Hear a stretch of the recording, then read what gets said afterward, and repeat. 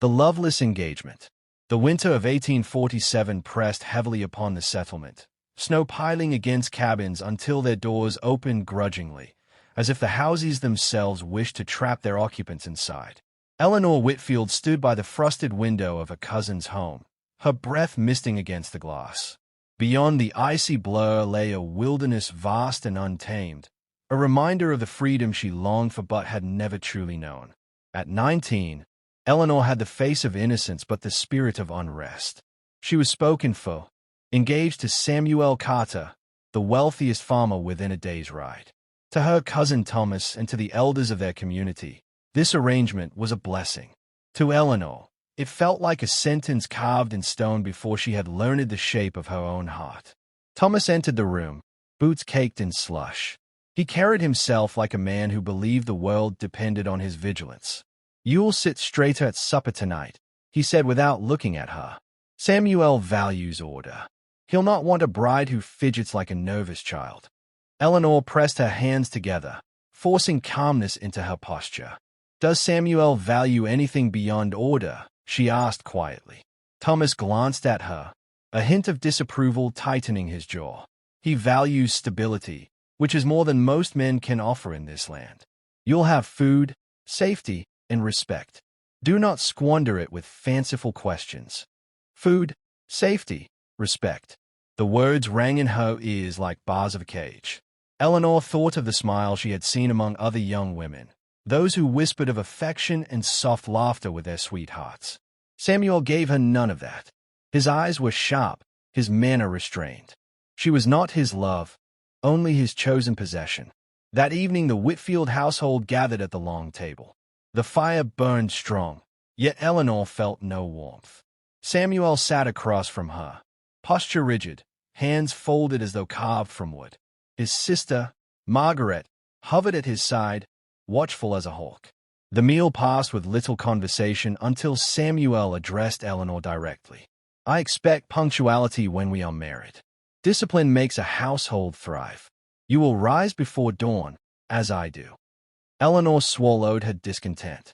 "I rise early already," she replied, though her voice carried no enthusiasm. "Then you will have no trouble adjusting," Samuel said, finality cutting short any further exchange. Thomas nodded approvingly, as if Samuel's words were law. Eleanor lowered her gaze to her plate, chewing without tasting. Each word from Samuel seemed to chisel away at the faint hope that love might still find its way into her engagement. After supper, while the men discussed trade and the challenges of winter, Eleanor stepped outside. The cold stung her cheeks, the night air sharp with silence. Stars pricked the heavens, distant and free, while she stood tethered by invisible bonds. She pulled her shawl tighter, whispering to herself, "There must be more than this." The crunch of boots startled her. Samuel emerged, his expression unreadable in the moonlight. "It is unseemly for you to wander at night," he said. "Appearances matter. You are to be my wife, and I expect obedience." Obedience. The word struck her harder than the wind. She offered a meek nod, unwilling to provoke further displeasure. Inside, however, resentment swelled. Samuel cared not for her thoughts or dreams, only for how she reflected upon him. When she returned to her small chamber, Eleanor lay awake, listening to the whistle of the storm against the wooden walls. The shadows seemed to press in, whispering of a life she did not choose. Her heart ached with the weight of duty, yet beneath that heaviness stirred a quiet defiance, a yearning for something unknown. Somewhere beyond the snow-laden trees, unseen eyes watched the settlement. The wilderness was not empty, and Eleanor's fate was not yet sealed. The night deepened, and though she drifted toward sleep, her last conscious thought was clear. She could not endure a life without warmth of heart, no matter the cost.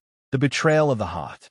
The storm struck harder the following week, a relentless blizzard that buried fences and blurred the line between sky and earth. Eleanor had been confined indoors for days, her spirit restless as the snow piled against the windows. Samuel grew more exacting with each passing hour, correcting her movements, scrutinizing her tone, and speaking of duty as though it were the only language worth knowing. That morning, When Eleanor resisted his demand that she abandon her embroidery to tend the livestock in the bitter cold, Samuel's temper broke. His face hardened, his voice clipped. "You will learn obedience, Eleanor, or you will learn suffering. The choice is yours." She stood her ground, her voice trembling but firm. "I'm not your servant." Samuel's eyes narrowed. In a swift decision meant to teach her humility, he dragged her to the unused shed behind the house. The door creaked as he shoved her inside, the air stale with old hay. Snow whirled in behind them before the door slammed shut, sealing her in darkness. Cold bit at her skin, sharper than any reprimand. Eleanor pressed her hands to her chest, fear mingling with a deepening sense of injustice.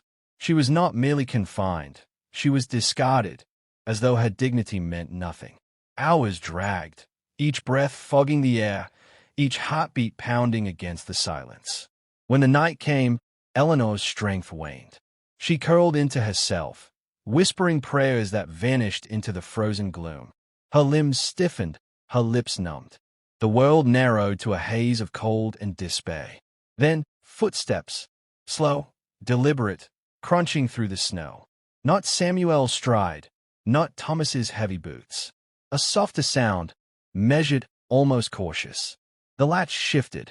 Light sliced into the shed as the door opened, and a figure stepped inside. He was tall, wrapped in furs, his dark hair bound with leather. His eyes, deep and steady, met hers with a mixture of concern and resolve. Eleanor blinked, uncertain if he was real or a dream conjured by her freezing mind. The stranger knelt, draping a thick cloak over her trembling shoulders. His voice, low and calm, carried a cadence unlike the settlers. "You should not be here. The cold will take you." Her lips parted, but only a rasp escaped. He reached for a pouch at his belt, offering a piece of dried meat and a flask of water. She accepted weakly, the taste grounding her in reality. "Who are you?" she whispered at last. "I am Kael," he said. "Navajo." The word struck her. From childhood she had been warned of warriors beyond the settlement, painted as threats, yet here he was, gentle, protective, watching her with eyes that held neither scorn nor ownership. I was locked in," Eleanor admitted, shame mingling with defiance. "My fiancé wished to teach me a lesson." Kael's expression darkened, not with cruelty but with quiet judgment of the man who had left her to die. "That is no lesson. That is cruelty." For the first time in days, warmth spread through her, not from the cloak or the water, but from the recognition in his words. Someone saw her suffering for what it was. He guided her to her feet, steadying her as her knees wavered. Together they stepped into the storm. Snow lashed at them, but Kael shielded her with his frame.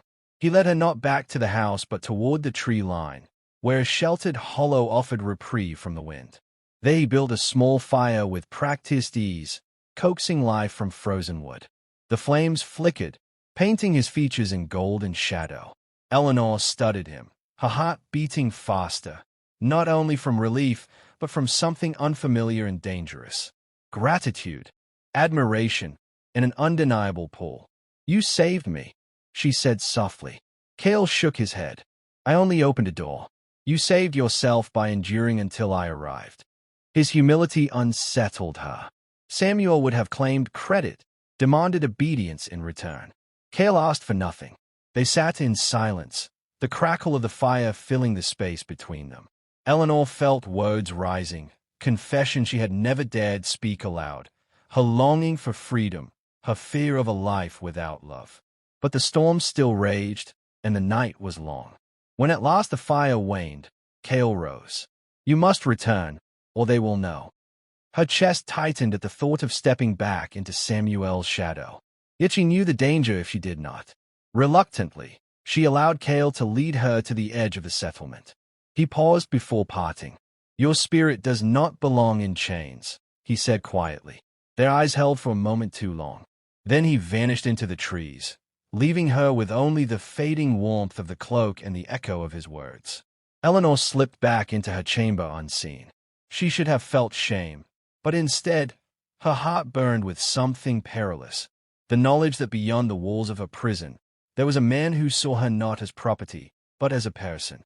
And in that dangerous knowledge, Betrayal had already begun. The forbidden romance. Days passed.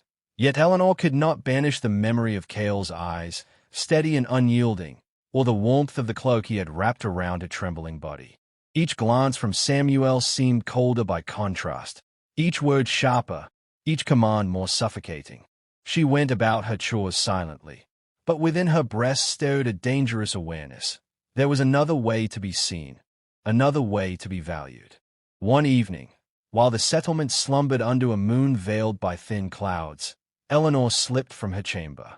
Her steps pressed lightly into the snow, leaving a trail that disappeared quickly under drifting flakes. The woods loomed, dark and silent, yet she felt no fear.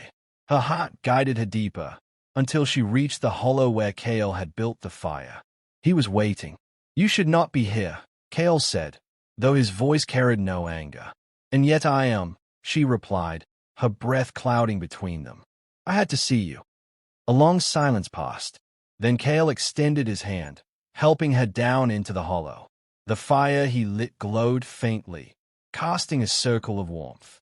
They sat close, shoulders nearly brushing, the air alive with the unspoken. Eleanor spoke first, her words tumbling like water over stones. She told him of her engagement, of Samuel's control, of her cousin's insistence that duty mattered more than happiness. Her voice broke when she confessed they would rather I freeze than defy them. Kael listened, saying little, but his gaze never left her face. At last he said, "A life without choice is not a life. You deserve more than chains disguised as vows." The words struck her with both comfort and fear. To hear them spoken aloud was to acknowledge the forbidden truth. She desired more than obedience. She desired freedom, and perhaps him. The meetings continued in stolen hours. By day she stitched, cooked, and bent her head under Samuel's watchful eye. By night she crept into the woods, where Kael waited with fire and quiet laughter. He taught her small things, how to read the direction of the wind, how to move without sound, how to tell a storm's strength by the taste of the air. She taught him songs her mother once sang, fragile tunes that belonged to a childhood now distant. The bond between them deepened, a fragile flame hidden from the world. Their hands brushed more often, lingering a little longer each time. Once, when she stumbled on the icy ground, Kael caught her, and for a heartbeat they remained close, his breath mingling with hers. She pulled away, but the memory of that closeness haunted her dreams. Yet secrecy has weight, and Eleanor felt it pressing upon her. Margaret Carter's sharp eyes had begun to follow her movements. The elder woman's questions grew pointed. "You look pale, Eleanor. Where do you walk so late in the evening?" "Surely not into the woods. It is improper." Eleanor forced smiles, weaving excuses of fresh air and quiet reflection. But Margaret's suspicion clung like a shadow. One night, Eleanor lingered too long in Kael's presence. They sat side by side, the fire between them, and he reached for her hand without hesitation. She did not resist. Their fingers entwined, and something in her heart surrendered. "I should not feel this," she whispered, though her grip tightened on his. Kael's voice was steady. "The heart does not ask permission. It only speaks." Tears filled her eyes, for she knew he was right. In that fragile moment, her loyalty to Samuel fractured beyond repair. She had crossed the line in her soul, if not yet indeed. When she returned to the settlement, Margaret watched her from the porch, arms folded, lips pressed thin. Eleanor's pulse quickened. She knew the danger of discovery, yet even as dread curled in her chest, her steps carried her forward. She could not, would not, let go of the one person who had made her feel alive. That night, as she lay awake, the storm raged again outside, but her thoughts burned hotter than the fire in the hearth. She had risked everything for Kael's touch, and she would do so again, because a forbidden romance had taken root, and no force of duty or fear could easily uproot it now. The price of betrayal. Snow fell silently over the settlement, a shroud of white that disguised the turmoil simmering within. Eleanor moved through her days with a mask of obedience, yet beneath the surface her heart pulsed with defiance. Each stolen meeting with Kael lingered on her skin like an unspoken vow. She thought she concealed it well, until Margaret Carter's gaze cut sharper than the frost. Margaret had followed her once, silent as a crow in the trees. She had seen enough, the girl slipping into the forest, the dark figure waiting, the fire burning between them. A sister's loyalty to Samuel outweighed any mercy, and Margaret delivered her discovery with precision. "She dishonest you," Margaret whispered to her brother, her eyes bright with triumph. "Your bride betrays her vows before they are spoken." Samuel's face hardened to stone. He said nothing at first, but the silence itself was more terrifying than fury. That evening, when Eleanor entered the house, he rose from his chair like a shadow unchained. "Where have you been?" His voice was quiet, too quiet. "Walking," she said, the word fragile as glass. "Walking into shame." His hand struck the table. "You thought I would not know? You thought secrets could be hidden from me." Eleanor's breath caught, but she did not deny it. To speak Kael's name would endanger him, yet to lie was beyond her strength. Samuel seized her arm, his grip iron. "You will learn obedience if it breaks you. Better to suffer now than damn your soul forever." Once more she was dragged to the shed, cast into its frozen belly as though her body carried no worth. The door slammed shut, the cold seeping instantly into her bones. But this time the fear was different. She did not weep. She did not beg. Her heart belonged elsewhere, and that defiance shielded her from despair. Outside, Margaret's voice carried faintly through the wind. Let her freeze. She must be purified. But not all voices were against her. In the darkness, Eleanor prayed, not for escape alone, but for the courage to claim her life. The sound came again, footsteps crunching over snow. Her pulse quickened. She knew the rhythm of that stride. The latch shifted, the door opened, and Kael stood there, his breath clouding in the icy air. "You," she whispered, half relief, half dread. "You should not be here. They will kill you." "They will kill you if I do not," Kael answered. His voice carried no hesitation. He pulled her close, wrapping her once more in his cloak, his warmth seeping into her frozen frame. Together they slipped into the night, the storm their only ally. But Samuel was not blind to danger. Within moments, torches flared in the distance, voices shouting, dogs barking. "They chase us," Eleanor gasped. "Then we run," Kael said. Through snow-laden woods they fled, branches clawing at their clothes, the icy wind burning their lungs. Behind them came the pursuit, Samuel's roar mingling with Thomas's commands, Margaret's shrill cry urging them on. The storm howled like a living beast, blinding their pursuers, yet every step carried the weight of risk. At last they reached the ridge where the forest broke into a wide, frozen expanse. Kael stopped, his chest heaving. "If we cross, the storm will hide our tracks. But it is dangerous. The ice may not hold." Eleanor looked back. Torches flickered closer, rage carried on the wind. She looked forward. The frozen river stretched like a barrier between captivity and freedom. "I cannot go back," she whispered. Kael's hand tightened around hers. "Then we go forward." They stepped onto the ice. It groaned beneath their weight, cracks whispering like warnings. Samuel's voice bellowed from the trees, commanding them to return, promising judgment, demanding submission. Eleanor's body trembled, but her voice rose in answer, not to Samuel, but to herself. "No more chains." With those words, she and Kael pressed onward. Behind them, torches reached the riverbank but did not follow. The ice was treacherous, the storm merciless. Samuel cursed, his voice swallowed by the wind. Margaret clutched her cloak, eyes narrowed, yet even she dared not step forward. The storm thickened, veiling the fugitives in snow. Eleanor's lungs burned, her limbs ached, yet her spirit surged with something fierce and new. Freedom chosen, not granted. At last they reached the far bank, collapsing together beneath a cluster of pines. Kael held her, steadying her breath, his own chest rising and falling like drums of war. "You are free now," he said softly. Eleanor's gaze lifted to his, and for the first time, she believed it. Yet freedom carried its own price, exile from her people, the danger of survival beyond the settlement, the certainty of being hunted. Still, she chose it. She laid her head against his shoulder, whispering, "Then let the storm be our witness." The snow covered their tracks, erasing the past, but the future stretched ahead, uncertain, perilous, yet theirs.